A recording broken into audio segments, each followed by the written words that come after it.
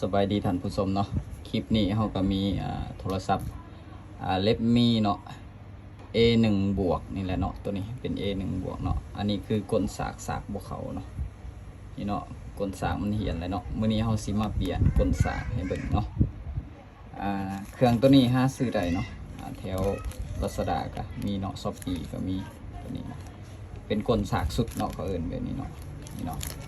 มาเปลี่ยนแบบง่ายๆเนาะโดยที่บ่ต้องงอสางก็ได้เนาะเปลี่ยนแบบง่ายๆเลยเนาะตัวนี้เดี๋ยวสิแกะให้เบิ่งเนาะ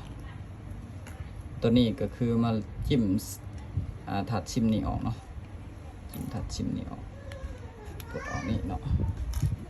หลังจากนั้นให้มาหา2 โวลต์ตัวนี้เนาะจิ้มใส่เดี๋ยวหูตัวนี้เนาะนี่เนาะบางรุ่นมันสิแกะง่ายเนาะนี่เนาะแกะออกจากสีงัดออกเลยเนาะครึ่งไว้นำเนาะยันมันหักเนาะนี่เนาะเพราะว่าโทรศัพท์มันก็เคยแกะมาแล้วเนาะมันโบแนนปานใดหลังจากนั้นให้เราคลายน็อตตัวหลุมนี้ออกเนาะ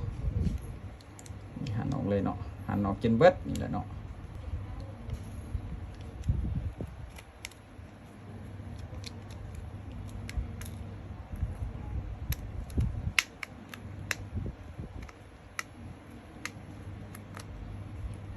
หลังจากเราหันน็อตออกเบิดเนาะเราก็มาจิ้มขึ้นเลยจิ้มนี่เนาะ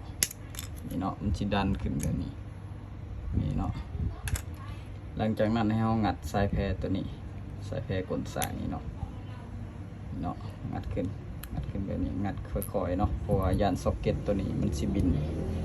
เนาะหลังจากนั้นให้เรางัดออกเลยเนาะตัวนี้งัดออกเลยเนาะนี่เนาะงัดขึ้นแบบนี้นี่เนาะเห็นแจ้งอยู่บ่ล่ะเนาะประมาณนี้เนาะบัดนี้เขาเอาตัวใหม่มาเนาะตัวใหม่เนาะเป็นแบบนี้คือกันเลยเนาะ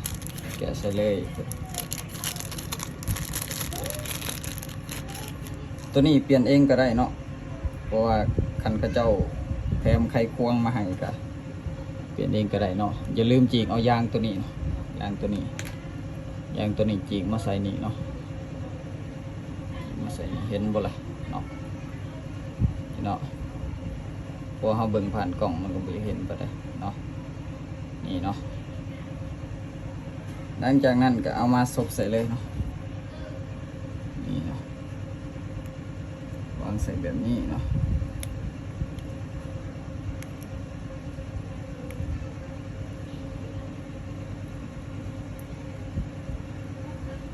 เด้อ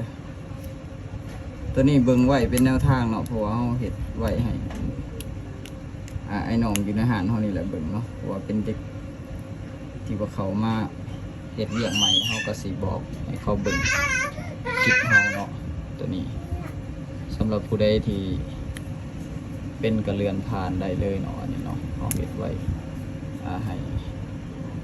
รุ่นน้องเบิ่งเนาะตัวนี้เนาะแต่ก็บ่ได้จำกัดตรงเนาะเบิ่งเป็นความรู้เบิ่งเพื่อเป็นแนวทางเนาะอันนี้เขาก็มาแบ่งปันตัวที่ว่ามันง่ายเนาะโดยที่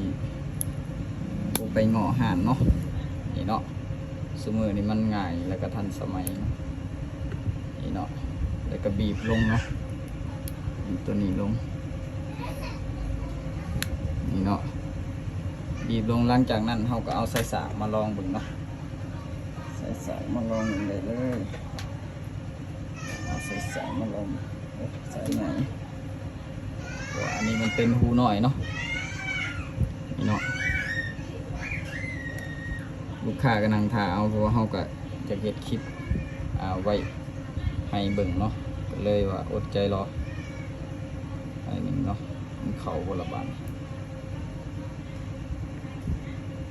ตัวมิดจิลีปันทุกจีพังทำนี่เนาะรอก่อนเนาะมันจะขึ้นบ่ตัวนี้ถ้ามันได้เนาะมันก็สิขึ้นแบบนี้เนาะอันนี้คือแบตยังบ่มีเนาะมันก็สิมับแบบนี้เนาะแสดงว่าได้เนาะหลังจากนั้นก็ให้เฮามาซบสายสัญญาณเลยเนาะกล่องเหยียบเบิร์นเนาะ สบใส่สัญญาณตัวนี้เนาะสบเข้าไปเนาะนี่ลืมบ่ได้เนาะสายสัญญาณตัวนี้ต้องได้สบลืมเลยสัญญาณ 4G มันจะบ่มีเนาะสัญญาณอินเทอร์เน็ตจะบ่ได้เนาะนี่เนาะสบแล้วก็หลังจากนั้นก็เบิ่งอีกเทื่อเนาะนี่เนาะหลังจากนั้นมีแต่ถอดสายสักแบตออกเนาะแล้วก็เอาพามาประกอบแล้วหันน็อตแล้วก็มีแต่แล้วเนาะส่งลูกค้าได้เนาะสำนี้เนาะง่ายๆเนาะบ่ยากปานใดเนาะที่ว่าหลายๆคนก็อาจจะเห็นได้เบิ่งคลิปนี้แต่ว่ามีคนสาครบเนาะขอบใจหลายๆเนาะที่ติดตามรับชมคลิปจนจบเนาะ